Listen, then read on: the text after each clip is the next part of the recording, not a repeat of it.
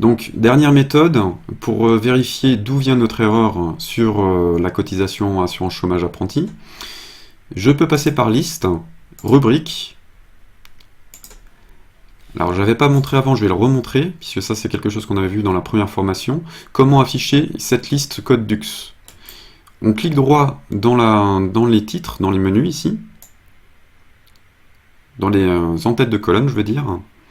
Et là, on va pouvoir désélectionner ou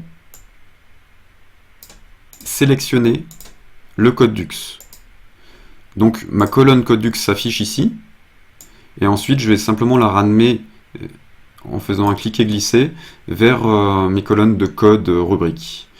Ensuite, je vais aller dans les filtres ici sur l'URSSAF, et je vais faire une recherche sur le code qui m'intéresse. Alors le code, c'est le code 423. Donc je fais une recherche sur le code 423, et pour faire la recherche dans la colonne code DUX, je vais cliquer de nouveau sur l'entête. Et je vais voir que le code 423, c'est lié forcément à la 4010.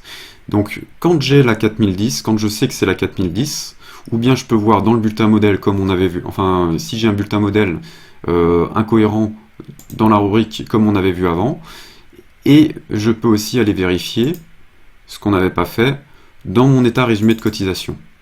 Donc j'en avais sorti un détaillé par salarié, donc ça va me permettre, en faisant un CTRL F, alors je ne sais pas si vous connaissez la fonction CTRL F, ça permet de rechercher dans n'importe quel document, dans des éditeurs PDF, mais aussi dans Word, dans Excel, dans quasiment tous les logiciels, vous pouvez faire un CTRL F pour rechercher des informations.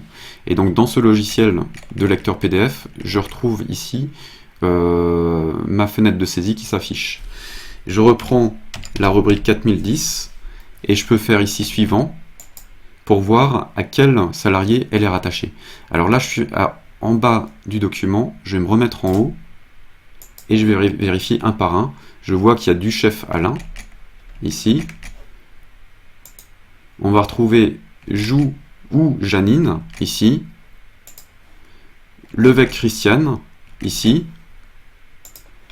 Louette Jean-Paul, et c'est tout, puisque ça c'est le total, donc je n'ai plus rien d'autre. Donc, ce que je peux faire directement,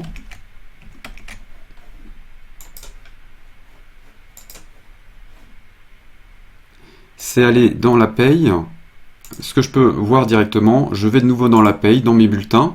J'avais vu que effectivement j'avais que 4 personnes dont le bulletin doit être recalculé parce que j'avais supprimé en fait la rubrique du bulletin modèle concerné, qui était le cadre horaire de mémoire.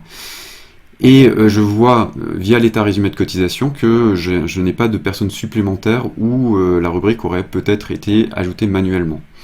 Donc j'ai simplement là à recalculer ces 4 bulletins pour pouvoir rééditer mon état résumé de cotisation, mon livre de paye et régénérer ma DSN.